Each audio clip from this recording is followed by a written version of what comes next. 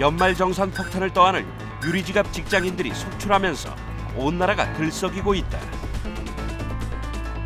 정부와 여당은 홍보 책임론을 꺼냈지만 증세 없는 복지 공약이 화를 키웠다는 지적이 쏟아지고 있는데, 김선택 한국납세자연맹 회장은 정부의 세수 추계에 심각한 오류가 연말정산 대란의 원인이라고 주장한다.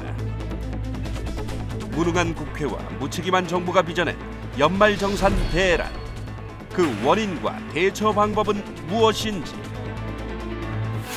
김선택 한국납세자연맹 회장에게 듣는다.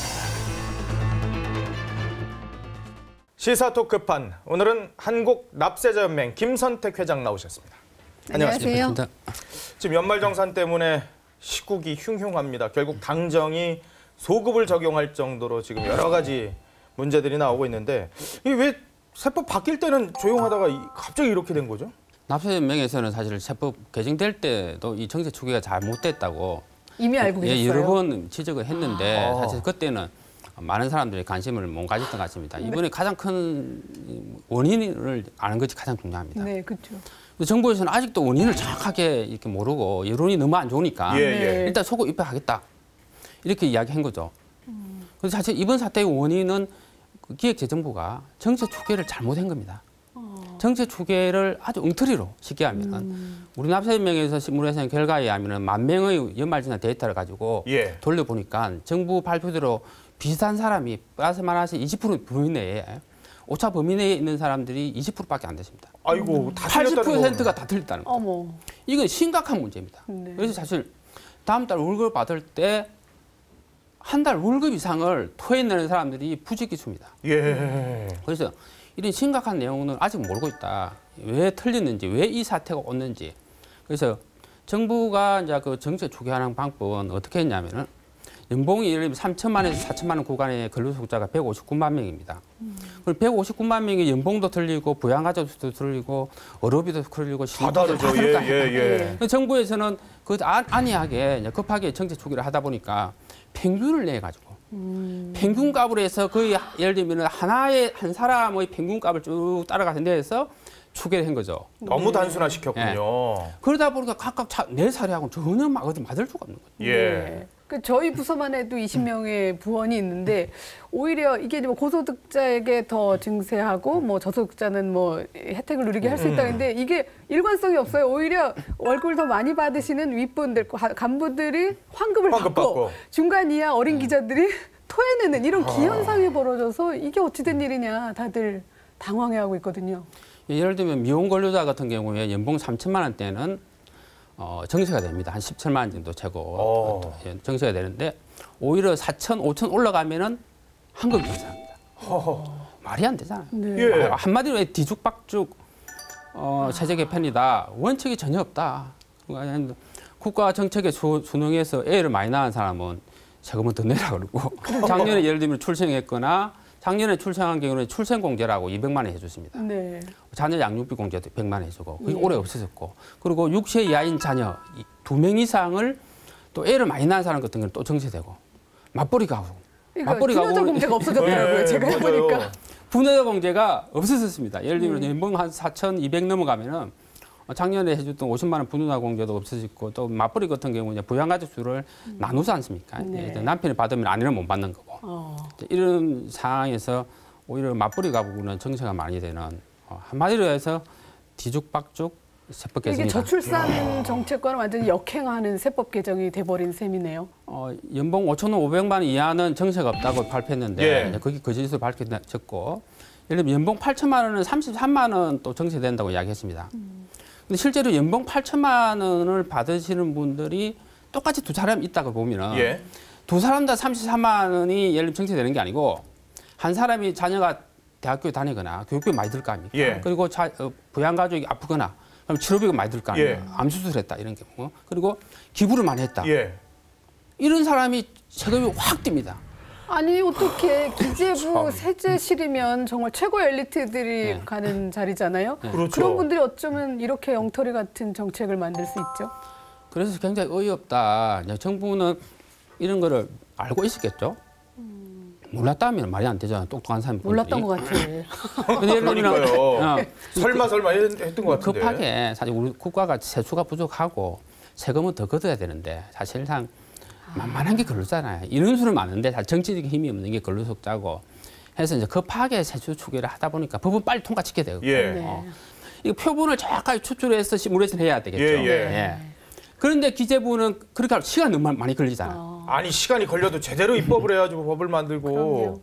야, 근데 이걸 또 감시하고 그걸 제대로 지적을 해야 될 정치권은 국회의원 245명 찬성, 단 6명만 반대. 그러니까. 반대 토론도 안 하고 이건 무슨 뭐 거수기도 아니고 정부 입법에. 통과시켰어요. 그 당시 상황을 보면은 계속 싸우다가 예. 12월 초에 조세 조율을 시작했고 그리고 일단 시간이 없잖아요. 예. 그냥 대충 우리가 통과시키고 특히 이제 국회에서 전문 인력이 부재합니다. 이번 같은 이제 이렇게 정책 추계나 이런 부분 시뮬레이션 같은 경우에는 사실 기획재정부, 국세청, 우리 한국 나시연맹 정도만이 그거를 검토할 수 있습니다. 예. 그래서 기획재정부는 사실 그 상세 산출 얘기를 하는데 정책 추계한 산출 얘기를 국회에 제출 안 하십니다. 제출 안 하고 우리 나시연맹이 이제 2차례 거쳐서 정보 공개 청구했죠. 예. 밝혀라. 상세 내용을 밝혀야 될 거 아니냐. 왜 예를 들면 맞다고 그러면은 정보를 내놔야지. 왜 안 그렇죠. 내놓냐 하니까. 예. 계속 공개를 안 하고 있어요. 공개를 안 하고 그냥 두리뭉실하게 평균을 내서 했다. 지금도 공개를 안 한다는 거죠. 아니 그 정도면 기재부 공무원들 직무유기 아니에요? 그리고 계속해서 이제 그 정보를 안 내놓으면은 우리 나시연맹이 직무유기로 고발을 검토하고 있습니다. 이건 네. 심각한 문제예요. 이건 고발을 네. 진짜 해야 될 문제인 것 같은데. 아니 어떻게 기재부 공무원들이 계속해서 엉터리 세수 추계를 해놓고 네. 밝혀졌는데 계속 거짓말하고 장관한테 보고도 안 하고 청와대도 계속 보고도 안 하고 예. 깔아뭉고 있다는 거잖아요 지금. 네. 이 사건이 심각한 우리가 국기문란 사태라고 봅니다. 이거는 우리나라 관료들이 우리 국민을 무시해도 유분수다 그렇게 생각합니다. 근로자 증세 반대 서명 운동을 시작하셨잖아요. 예. 반응이 어떻습니까? 오늘 오전부터 이제 시작했는데 네. 폭발적입니다. 거의 한 시간에 한 1,000명 정도. 지금 폭발적으로 증가하기 때문에 뭐 얼마 전 1시간 전에 한 4,000명 정도 네. 참가했는데 지금은 아마 6,000명 정도 될 거로.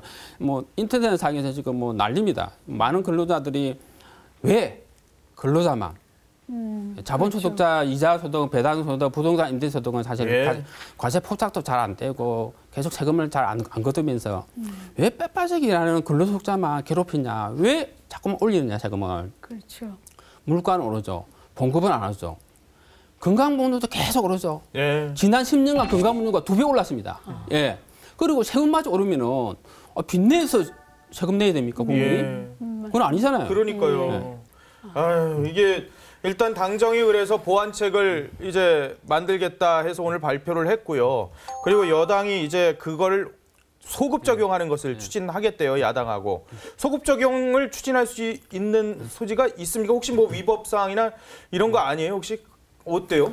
아, 그건 아닙니다. 우리 납세연맹 오늘 서명운동 제목이 소급 입법하라랍니다. 예를 들어 왜 그래요? 그러냐면은 헌법적으로 보면은 세법을 불리하게 바꾸고 소급 적용하는 것은 위헌입니다. 예, 그런데 납세자한테 유리하게 바꾸면서 소급하는 것은 전혀 헌법에 위반되지 않고. 괜찮군요. 그리고 이번 같은 경우는 사실상 왜 문제가 있냐면은 원천 무효다. 그렇잖아요. 정부에서 정책 추구를 했는데 그 신뢰도가 20%밖에 안 된다. 그 자료를 가지고 국회에서는 전혀 그게 진실을 믿고 통과시킨 거 아닙니까? 예. 그러면은 중대하고 명백한 하자가 있는 거예요. 법적으로 보면은 중대하고 명백한 하자가 있는 것은 무효입니다. 네. 그래서 이번 사태는 무효시키고 법을 개정해서 네. 다시 환급해줘야 돼요. 결국은 이 기재부 공무원들도 증세 없는 복지라는 대통령의 공약에 매몰돼서 혹시 이런 일을 한 게 아닌가 이런 생각도 결국은 드는데요. 증세죠? 예. 예. 그 부분이 맞습니다. 그 사실 관료들 입장도 좀 이해할 만한 거지. 예. 아니 복지는 늘어나는데 그렇잖아요. 세금은 네. 안 거치고 돈 없고. 그러면 궁극적으로 대외시 국가 부채가 늘어나는 거고 대외신료가 우리가 안 좋아져서 그리스처럼 되면은 국가 부도가 나는 건데 그럼요. 그걸 누구보다 관료들이 잘 알고 있습니다. 정치인들은 뭐 복지가 공짜라고 자꾸 외치면서 표를 얻기 위하도록 공약을 하지만은 관료들은 그것이 거짓말이니까 누구보다 잘 알거든요. 실무를 예. 하시는 분들은. 그러다 보니까 말을 못 하죠. 예. 그러다 보니까 정선을 해야 되겠죠. 네. 그리고 썩지 않고 그냥 아무도 모르게 하려고 그랬는데 복병이 생긴 거죠. 납세연맹 같은 단체가 있을 줄 상상이나 했겠습니까? 네. 그러니까 솔직하게 얘기하고 이래서 증세해야 한다 이러고 설득을 했으면 더 나을 뻔했습니다. 예. 연말정산 폭탄 피할 수 있는 비법 좀 알려주세요. 예, 몇 가지만 알려주시면 우리가 근로소득자들이 이제 가장 많이 놓치는 사례들이 있습니다. 우리 납세연맹이 연말정산 환급 대행으로 유명한데요. 과거 5년간 놓친 소득 공제는 지금이라도 환급이 가능합니다. 예, 연말정산 간소화 시스템에 가면은 부모님자 우리 연말정산 정보 동의를 받지 않습니까? 예. 그거를 작년만 체크하지 마시고 과거 5년간을 체크하시면은 과거 5년간 놓친 의료비나 이런 거 다 나와요. 부모님께서. 몰랐어요. 예. 나오면 지금이라도 환급이 가능합니다. 그 업무를 우리 납세연맹에서 2003년부터 했고 지금 4만 명이 환급 받았습니다. 1인당 평균 한 80만 원 환급 받았는데 우리 그거를 분석해 보면은 가장 많이 놓치는 것이 이제 따로 사는 부모님. 예를 들면 시골에 계신 부모님이 계시는데 이제 할머니 포함해서 처부모 포함해서 부모님이 계시면은 차난도 공제받을 수 있고 며느리도 공제받을 수 있고. 아, 그래요? 예.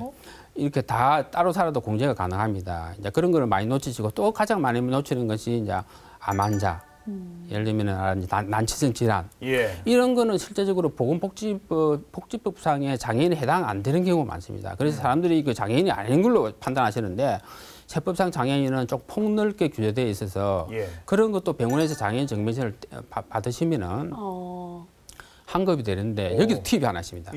의사들이 장애인 증명서를 발급받을 때 거기 장애 게시를 적도돼 있어요. 그래서 최초로 병을 진단받을 때 예를 들면 2009년도 1월 날 거기 적으시면은 올해 환급만 받는 게 아니고 과거 5년간을 소급해서 환급 받을 수 있습니다. 그래서 상당한 금액을 소급해서 이제 환급 받을 수 있다. 그런 세세한 정보를 우리 납세연맹 홈페이지에서 지금 공개했는데 그 1,500건의 실제 사례. 과거 현재 최근 2년간에 1,500건의 실제 사례를 놓친 공제별로 아주 찾기 쉽게 키워드별로 찾을 수 있도록 올려놨습니다. 예를 들면 뭐 독신자 하면은 미혼 근로자들이 공제받은 실제 환급받은 놓쳐서 환급받은 여러 건의 사례가 실제 사례들이 탁 뜹니다. 뜨기 때문에 일반적으로 우리가 세법이 굉장히 복잡하잖아요. 그래서 상상을 초월하는데도 전혀 모르는 공제 항목들이 많아. 국제 결혼을 했으면은 예를 들면 중국 배우자를 이렇게 결혼을 했으면은 중국에 계신 우리가 처부모님도 공제됩니다. 아, 요즘 전화가 폭주하겠네요. 상품 전화가. 아니 그런 우리가 분들이 한두 명이겠습니까? 근데 거의 못 받아요. 알아야 버는군요. 그렇군요. 아는 거 힘이에요. 따로 찾아뵙겠습니다. 오늘 말씀 고맙습니다. 감사합니다. 시사 토크판 오늘 순서는 여기까지입니다. 고맙습니다.